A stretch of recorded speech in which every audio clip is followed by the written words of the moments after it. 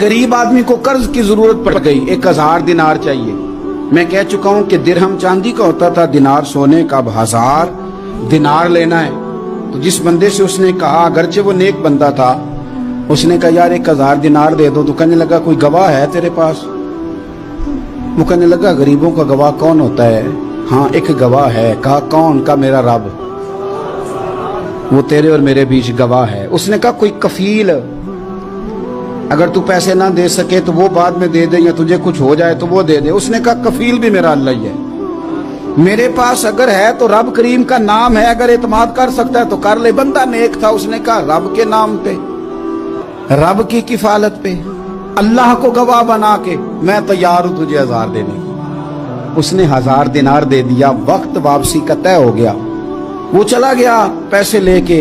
उसने पूरी मेहनत की कि मैंने वक्त पे पैसे लौटाने, पूरी मेहनत भी कर ली, अल्लाह ने मदद भी कर दी, पैसे भी उस तारीख को उसे मिल गए। बाद लोगों का तो लौटाने का दिल ही नहीं ना होता। फरमाया हदीस पाक में कि तू लौटाने का इरादा कर, रब तेरी मदद भी फरमाएगा।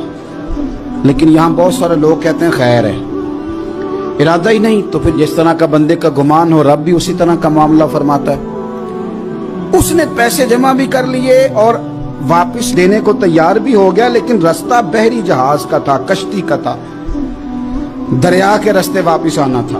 अब वो जब आ गया दरिया के किनारे तो बड़ी कोशिश की, पर वहां उसे कोई कश्ती नहीं मिली। वक्त पे पैसे लौटाने हैं, सफर करना है, अब सवारी मुयस्सर नहीं है। सोच सोच के परेशान था कि मैंने तो अल्लाह के नाम पे लिए। अचानक दिल में एक तजवीज आई। उसने एक लकड़ी ली, लकड़ी को अंदर से खोला, 1000 दिनार उसमें भरा। बुखारी पढ़ रहा हूं, और साथ एक खत भी लिखा कि यार मैं पैसे पहुंचाना चाहता था पर मुझे कोई चीज नहीं मिली दरिया के उस पार आने, अल्लाह के नाम पर तेरी तरफ रवाना कर रहा हूं। और ये कह के वो लकड़ी दरिया में रख दी। वो लकड़ी डूब गई है, वापस आ गया। वो जिसने पैसे लेने थे वो ऐन मुकर्ररा वक्त पर दरिया किनारे आया।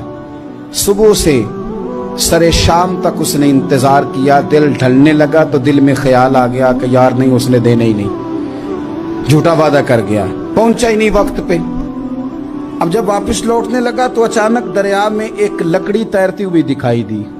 कहने लगा ले जाता हूं, शाम को रोटियां पकाने के काम आएगी, ईंधन बना के जला लूंगा, हंडिया पक जाएगी। लकड़ी उठा के जलाने के लिए घर लाया। गुमान था कि वो नहीं आया वादा करके। अल्लाह को कफील और वकील बना के और गवाह बना के फिर भी नहीं आया। लकड़ी लेके घर गया, बुखारी है। और जब उसको चीरा ना कि मैं इसकी आग जलाऊंगा, खोला तो अंदर से 1000 दिनार भी निकल आया, खत भी निकल आया। अब जरा समझना, उसके दिल में बात किसने डाली कि तू लकड़ी में पैसे डाल दे? अल्लाह ने। उस बंदे को मुकर्ररा वक्त पे किनारे भेजा किसने? लकड़ी सिर्फ उसी के हाथ आई तो ये बंदोबस्त किया किसने? अल्लाह ने। घर जाके चीरी तो पैसे बाहिफाजत उस तक पहुंचाए किसने? तो फिर हमें भी तवज्जो अल्लाह की जानिब भी करनी चाहिए। हमारे पे दिल की तवज्जो रब की तरफ ही होनी चाहिए ना। हमें इधर उधर जाने की, देखने की, बंदों पर गौर करने की जरूरत क्या है?